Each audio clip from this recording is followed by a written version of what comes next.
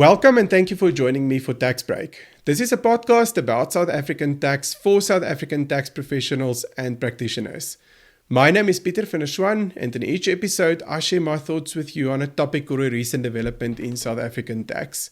And I try to keep the episodes short enough that you can listen to them whenever you've got a few minutes to spare.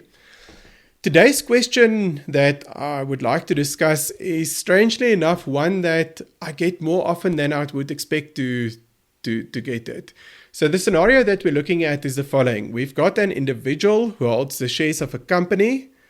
Let's assume 100% shareholding to make it simple. The individual then sets up a family trust and the company pays a dividend directly to the trust.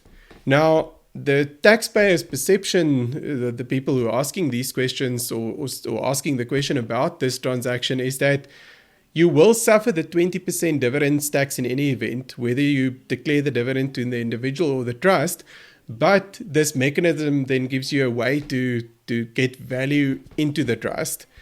Now, when you're looking at the tax implications of any transaction or structure or steps of transactions, it's necessary to firstly analyze where does the value flow and the different directions in which it flows to determine what the tax implications are. And what's very important here is that we're looking at two different transaction flows. The first one is, if we look at the definition of a dividend, it's any amount that is transferred or applied by a company that's a resident for the benefit of or on behalf of any person in respect of any share in that company. So as soon as there's a linkage to the share, and that's the reason for the dividend or for the payment, we're looking at a dividend. If we look at the explanatory memorandum when the definition of a dividend was changed in around 2011, it's very clear that this definition was made broad enough to cover the direct dividends, in other words, where there's a payment from the company to the shareholder, but also all other payments if there's a linkage to the shareholding. So I think it's clear that we are looking at a dividends tax implication, and that's not really where the doubt lies. If the second party was a company, I think there's a few more questions that would come up. Firstly, who's the beneficial owner of the dividend? Is it the company that receives it? Is it the individual? And secondly, are there perhaps some anti-avoidance rules in the dividends tax rules that could apply? In the case that in the scenario that I've sketched, where we're looking at the dividend being paid to either an individual or a trust, both of them, the dividends tax would be 20%.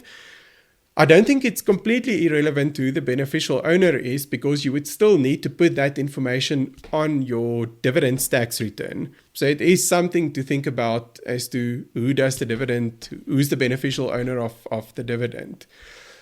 Then the second transaction, and this is something that if we look at the SARS Guide on Dividends Tax, the explanatory memorandum to the 2011 amendment legislation, where the dividends definition was changed, and also later on when Section 57 of the Income Tax Act was changed, is that there's also a donation.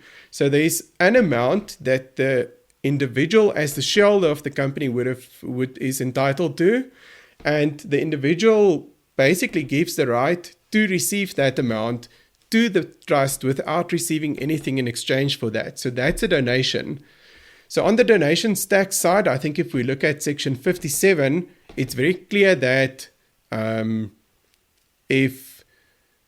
what that provision basically says is that if there's an amount or a donation at the instance of a person, so in this case the shareholder, we are looking at firstly a constructive dividend followed by a donation. And Section 57 makes it very clear that there would be donations tax payable by the person at whose instance this amount is then transferred. So in other words, the shareholder would